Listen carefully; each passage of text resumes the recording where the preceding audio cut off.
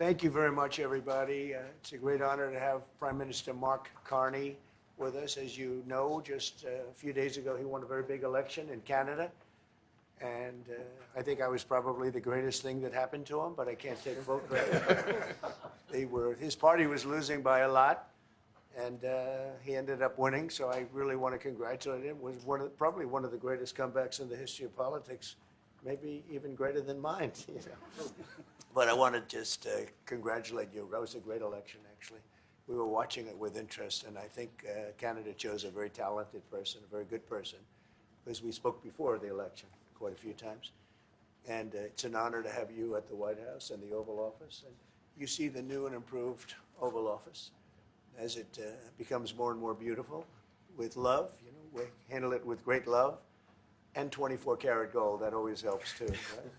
But it's been a lot of fun. We're going over some of the beautiful pictures that were stored in the vaults that were for many, many years, in some cases over 100 years.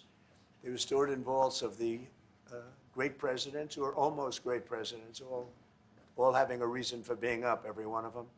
So it's very interesting. But I just want to congratulate you, and ran a really great race. I watched the debate. I thought you were excellent. And I think we have a lot of things in common. We have some tough points to go over, and that'll be fine. We're going to also be discussing Ukraine, Russia, the war, because Mark wants it ended as quickly as I do. I think it has to end. We had some very good news last night. The Houthis have announced that they are not, or they've announced to us at least, that they don't want to fight anymore. They just don't want to fight. And we will honor that, and we will stop the bombings, and they have capitulated, but more importantly, we will take their word. They say they will not be blowing up ships anymore, and that's what the purpose of what we were doing. So that's just news. We just found out about that. So I think that's very, very positive. They were knocking out a lot of ships going, as you know, sailing beautifully down the various seas. It wasn't just a canal, it was a lot of other places. And I will accept their word, and we are going to stop the bombing of the Houthis, effective immediately. And Marco, you'll let everybody know that, okay? Do you have something to say about that, by the way? It's a pretty big announcement. Yeah, this was always a freedom of navigation mission. These guys, these are, you know, a band of individuals with advanced weaponry that were threatening global shipping, and the job was to get that to stop. And if it's going to stop, then we can stop. And I think it's an important development. And we'll have maybe before, we're going to, as you know, the Middle East, Saudi Arabia. We're going to UAE and Qatar. And that'll be, I guess, Monday night. Some of you are coming with us. I think before then, we're going to have a very, very big announcement to make, like as big as it gets. And I won't tell you on what, but it's going to, and it's very positive. I'd tell you if it was negative or positive. I can't keep that out. It is really, really positive. And that announcement will be made either Thursday or Friday or Monday before we leave. But it'll be one of the most important announcements that have been made in many years about a certain subject, very important subject. So you'll all be here. Mark, would you like to say a few words? Well, thank you, Mr. President. I'm on the edge of my seat, actually, I for the know. big announcement. But thank you for your hospitality and above all, for your leadership. You're a transformational president, focus on the economy with a relentless focus on the American worker, securing your borders, ending the scourge of fentanyl and other opioids, and securing the world. And I've been elected with my colleagues here. With the help of my colleagues here, I'm going to spread the credit to transform Canada with a similar focus on the economy, securing our borders, again on fentanyl, much greater focus on defense and security, securing the Arctic and developing the Arctic. And you know, the history of Canada and the U.S. is we're stronger when we work together, and there's many opportunities to work together. And I look forward to, you know, addressing some of those issues that we have, but also finding those areas of mutual cooperation so we can move forward. That's great. Very nice. Thank you very much. It's a very nice statement. Mr. President, Anybody? Mr. President, is USMCA dead? No, it was actually very effective, and it's still very effective, but people have to follow it. So, that's been a problem. People haven't followed it. But it was a transitional step a little bit, and as you know, it terminates fairly shortly. It gets renegotiated very shortly. But I thought it was a very positive step from NAFTA. NAFTA was the worst trade deal in the history of our country, probably in the history of the world. And this was a transitional deal, and we'll see what happens. We're going to be starting to possibly renegotiate that if it's even necessary. I don't know that it's necessary anymore, but it served a very good purpose. And the biggest purpose it served is we got rid of NAFTA. NAFTA was a very unfair deal for the United States. Very, very terrible deal. It should have never been made. It was made many years ago, but it should have never been made. Yeah. Canada and the United States. Would you like to see your first trade deal be with Canada? I would love that. Look, I have a lot of respect for this man, and I watched him come up in a sense through the ranks when he wasn't given much of a chance, and he ran a really great campaign. He did a really great debate. I think that debate was very helpful. I was going to raise my hand. I don't know if that's good or bad. I shouldn't say that. That might hurt you. But no, he ran a really great election, I thought. And yeah, something could happen. Something could happen. Yeah, please. What's the top concession you want out of Canada? The top concession you want out of Canada? Concession? Yes. Friendship. But that's not a concession. No, we're going to be friends with Canada. Regardless of anything, we're going to be friends with Canada. Canada is a very special place to me. I know so many people that live in Canada. My parents had relatives that lived in Canada, my mother in particular. And no, I love Canada. I have a lot of respect for the Canadians. Wayne Gretzky, I mean, how good, the great one. You happen to have a very, very good hockey player right here on the Capitals, who I have a lot of respect. He is a big, tough cookie, too. He just broke the record. And he's a great guy. And, we had the team here, and I got to know a lot of the players. But now Canada is a very special place. Yeah, please. Mr. President, and Mr. Prime Minister, I'd like to get your response to this too. But Mr. President, you have said that Canada should become the 51st state. Yeah. No. Well, I still believe that, but it takes two to tango, right? But no, I do. I mean, I believe it would be a massive tax cut for the Canadian citizens. You get free military, you get tremendous medical cares and other things. There would be a lot of advantages, but it would be a massive tax cut, and it's also a beautiful. As a real estate developer, I'm a real estate developer at heart. When you get rid of that artificially drawn line, somebody drew that line many years ago with like a ruler, just a straight line right across the top of the country. When you look at that beautiful formation when it's together, I'm a very artistic person, but when I looked at that beauty, I said that's the way it was meant to be. But I do feel it's much better for Canada, but we're not going to be discussing that unless somebody wants to discuss it. I think that there are tremendous benefits to the Canadian citizens, tremendously lower taxes, free military, which honestly we give you essentially anyway because we're protecting Canada if you ever had a problem. But I think it would really be a wonderful marriage because it's two places that get along very well. They like each other a lot. Well, if I may, as you know from real estate, there are some places that are never for sale. That's true. We're sitting in one right now, Buckingham Palace that you visited as well. That's true. And having met with the owners of Canada over the course of the campaign last several months, it's not for sale, won't be for sale ever. But the opportunity is in the partnership and what we can build together. And we have done that in the past. And part of that, as the President just said, is with respect to our own security. And my government is committed for a step change in our investment in Canadian security and our partnership, and I'll say this as well, that the President has revitalized international security, revitalized NATO, and us playing our full weight in NATO, and that will be part of it. And they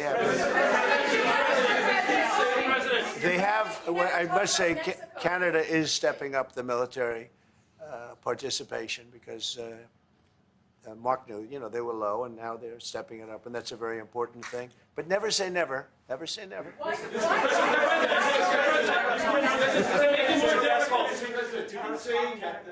What would it take to get the tariffs off of Canada? Well, we'll be talking about different things. Like, you know, we want to protect our automobile business, and so does Mark. But we want to make the automobiles, and we want to, you know, we have a tremendous abundance of energy, more than any country. We have, just in Alaska alone, Anwar has been reopened now. Anwar is probably the largest find anywhere in the world. They say it's larger than Saudi Arabia. I don't know, but it's a lot. But we have tremendous amounts of energy. Other countries don't. We're both lucky in that way. They have energy. We have energy. We have more than we can ever use and more than we could ever sell, actually, and you have the same thing. So we're two countries that are very lucky. If you look at China, they don't have that. You know, it's a big disadvantage. Other countries, most countries don't have. You know, most countries don't have that. So Canada and us, we have a lot of advantages over other places. When you consider what Mr. Carney just said, that Canada is not for sale, does this make the discussion a little more difficult to start on? No, not at all. No, not at all. No, time will tell. It's only time. But I say, never say never. I've had many, many things that were not doable, and they ended up being doable, and only doable in a very friendly way. But if it's to everybody's benefit, you know, Canada loves us, and we love Canada. That's, I think, the number one thing that's important. But we'll see. I mean, over time, we'll see what happens. China. I was hoping you can clarify something. Earlier this morning on Capitol Hill, Secretary Bessent said that there haven't been no negotiations yet with China. You have said something different. They want to meet, and they're doing no business right now. And those ships are turning around in the Pacific Ocean. Big turn. Those are big ships. Those ships take about 10 miles to turn. And, you know, we lost $1 trillion to China on trade because of an incompetent president that we had who preceded me, grossly incompetent. You're finding it out more and more now. And by not trading, we're losing nothing. So we're saving $1 trillion. It's a lot. But they want to negotiate, and they want to have a meeting, and we'll be meeting with them at the right time. But you haven't met with them yet. I have not met with them, of course. You would know if I met. I'd tell you. They want to meet, but, you know, we are right now, look, they're suffering greatly. Their economy is suffering greatly because they're not doing trade with the U.S., and they made most of their money off the U.S. Don't kid yourself. They don't make the money off other countries like this. And they were making, we had a trade imbalance. We had a deficit, or they had a surplus, another way of saying it, of more than $1 trillion. Think of it, more than $1 trillion. And because of 145%, that's the only reason, but because of, they have now 145% tariff, there's no trading. You can't trade with 145%. We are, therefore, making, in a certain way, I guess, $1.1 trillion. In other words, we're not losing $1.1 trillion. Our deficit is much better. When I started, I say we were losing billions of dollars a day on trade. That's rapidly turning around. We looked at numbers this morning. So we were losing, the United States during Biden was losing more than, I won't even give you numbers because they're so embarrassing, but billions of dollars a day on trade. Those numbers are rapidly turning between the tariffs. Don't forget, we're now getting 25% on cars, 25% on aluminum, 25% on steel, and maybe more importantly, massive numbers of companies are moving into the United States. Honda, we have tremendous, the car companies are moving in at levels we've never seen before. The biggest investment ever made in the United States is being made right now. Trillions of dollars. I would say we could be at $9 trillion. You could go back to other presidents. They haven't had $1 trillion for their entire term. Look at Biden. He had bad numbers. People were leaving. They weren't coming in. They were leaving with Biden, and he didn't know the difference. The only thing he knew is people coming in. You know who they were? Illegal immigrants, okay, from prisons, from mental institutions, from all sorts of places that weren't good, from gangs, from Venezuela. They were coming in and they were criminals and murderers. 11,888 people that murdered, and at least half of them murdered more than one person. This is what Biden led into our country. I'm bringing in big companies. We have Apple is investing $500 billion. We have Jensen, as you know, is going to be 500 biggest chip maker, or chip thinker, I call him. He's really a thinker more than a maker. But we also have the maker, Mr. Wei. I get to know them all in the last, it was a cram course. But they're all moving into America because of the tariffs. And I don't think people have appreciated it. Some people do. Some of the smart people do. So we have more money coming in. It's really an amazing thing. We have more money being invested in the United States now than at any time ever before in our history, and it's not even close. And I think the real number could be 9 or 10 trillion. We don't know everybody that's doing it. We have many. I just heard about a plant that's being built right now, a very, very top-of-the-line company, and they didn't come to the White House. They're just doing it because they're making it because if they build here, there are no tariffs. And this is the big market. This is the market. That sets us apart from it. This is the market where everyone wants to be. Now, if I didn't come here and do this, all of a sudden we wouldn't be the market where everyone wants to be. So we're able to do it in time. But we're going to have a great announcement. And I'm not necessarily saying it's on trade. Going to the beginning, we're going to have a great announcement over the next few days, an announcement that will be so incredible, so positive. And I'm not saying, I don't want you to think it's necessarily on trade. Just to finish, we also have a situation, because everyone says, when are you going to sign deals? We don't have to sign deals. We could sign 25 deals right now, Howard, if we wanted. We don't have to sign deals. They have to sign deals with us. They want a piece of our market. We don't want a piece of their market. We don't care about their market. They want a piece of our market. So we can just sit down, and I'll do this at some point over the next 2 weeks, and I'll sit with Howard and Scott and with our great vice president, who has done a really good job. We have some good news to report on a lot of fronts. But JD will be there, and Marco, and we're going to sit down, and we're going to put very fair numbers down, and we're going to say, here's what this country, what we want, and congratulations, we have a deal. And they'll either say, great, and they'll start shopping, or they'll say, not good, we're not going to do it. And I said, that's okay, you don't have to shop. Now, we may think, well, they have a right, you know, that maybe we were a little bit wrong, so we'll adjust it. And then you people will say, oh, it's so chaotic. No, we're flexible. But we'll sit down, and we'll, at some point, in some cases, we'll sign some deals. It's much less important than what I'm talking about. For the most part, we're just going to put down a number and say, this is what you're going to pay to shop. And it's going to be a very fair number. It'll be a low number. We're not looking to hurt countries. We want to help countries. We want to be friendly with countries. But you keep writing about deals, deals. When are we going to sign? When? It's very simple. We're going to say, in some cases, we want you to open up your country. In some cases, we want you to drop your tariffs. I mean, India, as an example, has one of the highest tariffs in the world. We're not going to put up with that. And they've agreed already to drop it. They'll drop it to nothing. They've already agreed. They would have never done that for anybody else but me. So we're going to put down some numbers, and we're going to say our country is open for business. And they're going to come in, and they're going to pay for the privilege of being able to shop in the United States of America. It's very simple. It's very simple. So I wish they'd keep, stop asking, how many deals are you signing this week?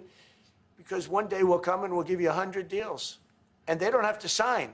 All they have to do is say, oh, we'll start sending our ships right now to pick up whatever we want or to bring whatever we want. It's very, very simple. And I think my people haven't made it clear. We will sign some deals, but much bigger than that is we're going to put down the price that people are going to have to pay to shop in the United States. Think of us as a super luxury store, a store that has the goods. You're going to come and you're going to pay a price, and we're going to give you a very good price. We're going to make very good deals. And in some cases, we'll adjust. But that's where it is. And we've been ripped off by everybody for 50 years, and we're just not going to do that anymore. We can't do that. And we can't let any country do that to us. We're just not going to do it anymore. Can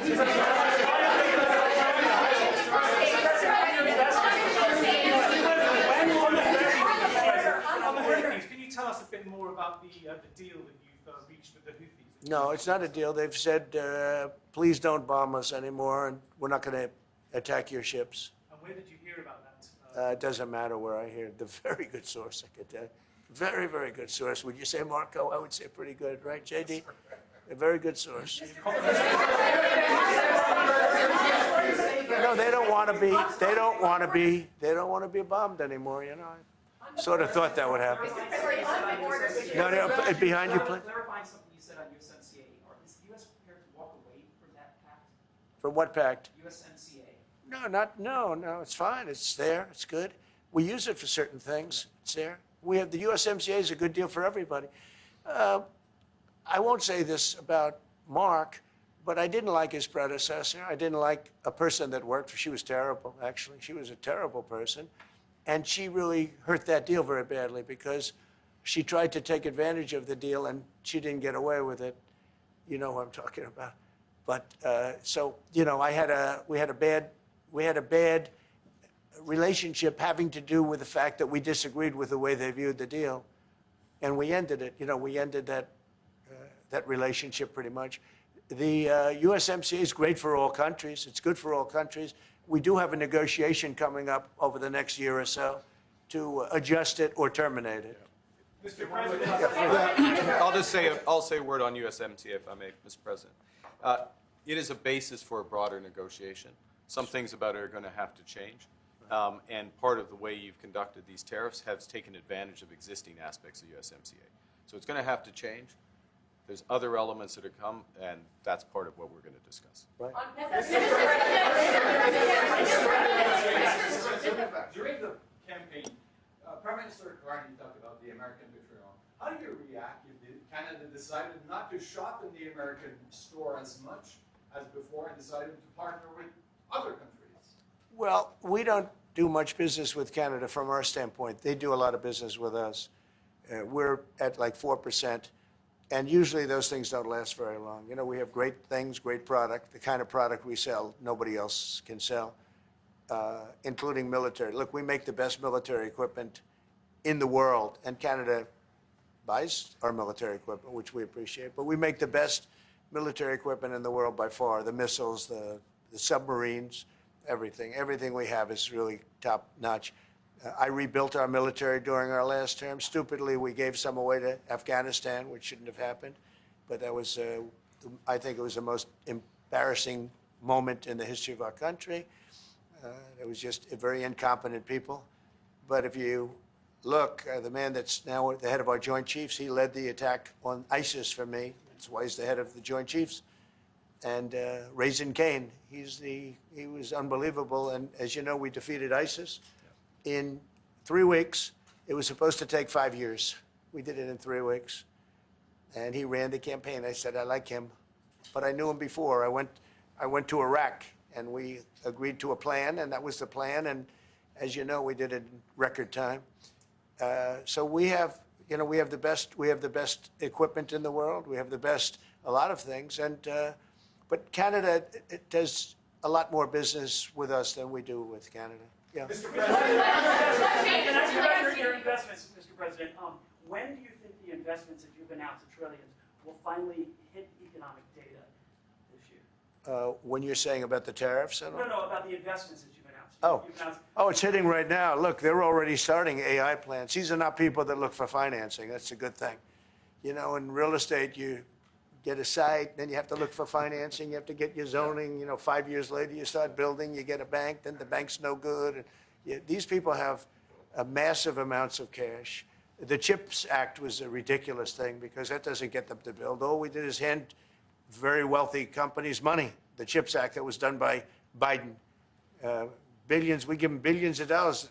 They don't even have to do anything with it. And then if you weren't, if you didn't have, and I don't want to be a wise guy, but if you didn't go with the DEI, if you didn't go with all of the different things, woke, if you weren't woke, you couldn't even use the money.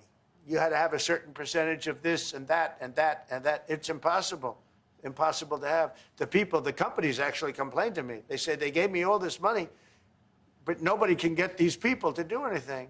I mean, look, President Obama, and if he wanted help, I'd give him help because I'm a really good builder and I build on time, on budget. He's building his library in Chicago. It's a disaster. And he said something to the effect, I only want DEI, I only want woke. He wants woke people to build it. Well, he got woke people, and they have massive cost overruns. The job is stopped. I don't know. It's a disaster. And I don't like that happening because I think it's bad for the presidency that a thing like that should happen. He's got a library that's a disaster.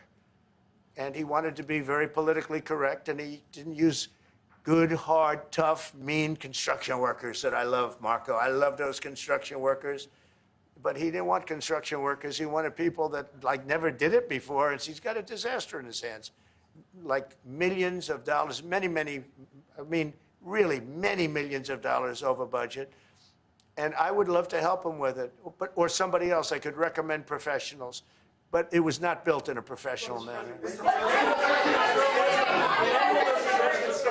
By the way, nor was in California a little train going from San Francisco to Los Angeles that's being run by Gavin Newsom, the governor of California. Did you ever hear of Gavin Newsom? He has got, that train is the worst cost overrun I've ever seen.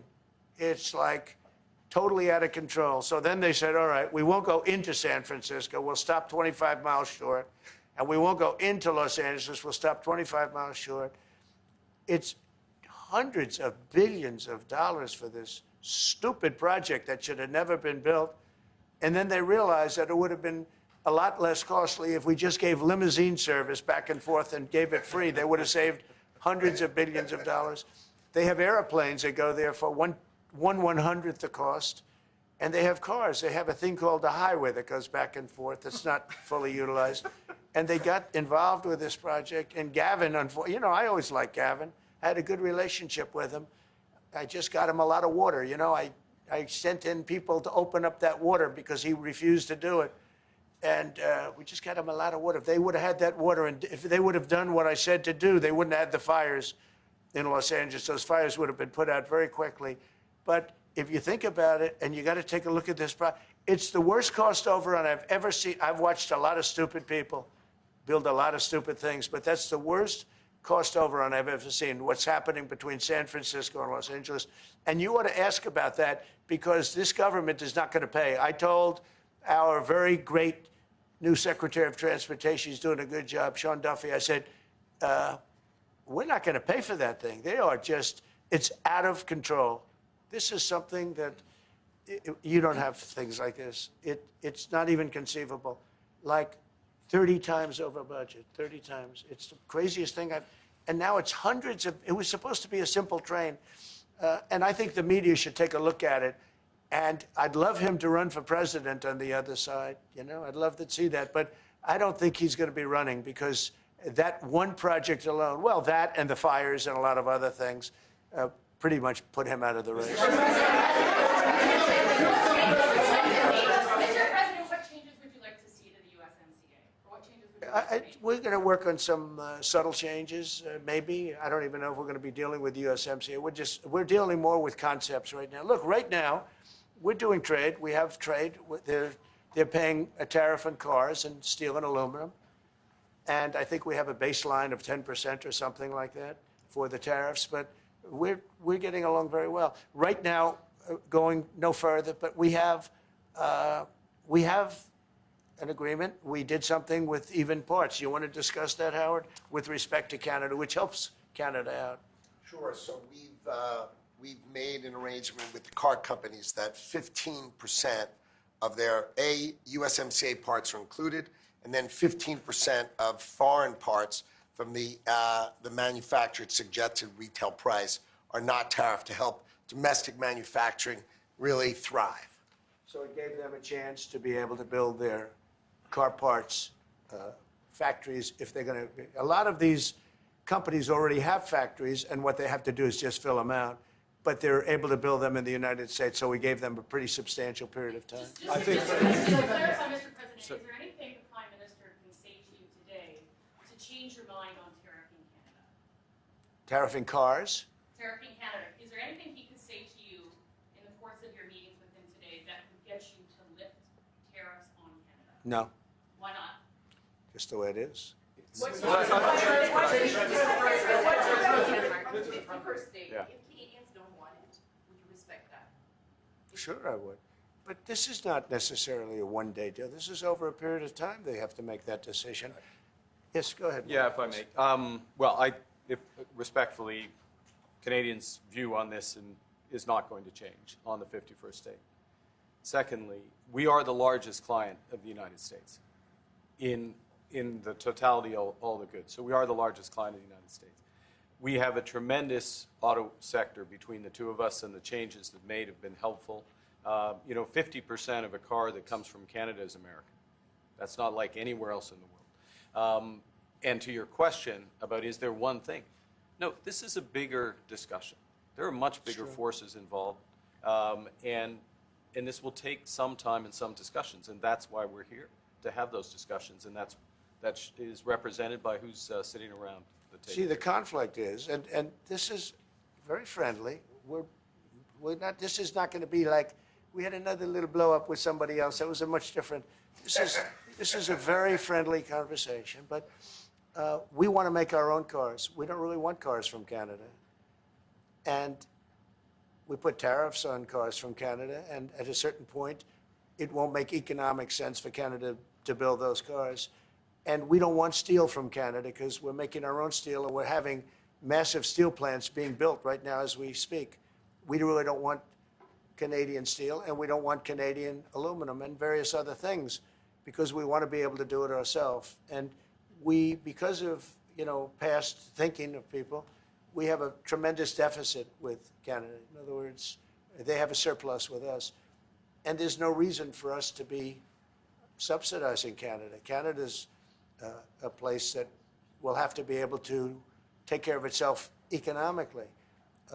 I assume they can. I will tell you that Trudeau, when I spoke to him, I used to call him Governor Trudeau. I think that probably didn't help his election. But when I spoke to him, I said, so why are we taking your cars? Why are we taking we want to make them ourselves. I mean, I said, and if the price of your cars went up, or if we put a tariff on your cars of 25%, what would that mean to you?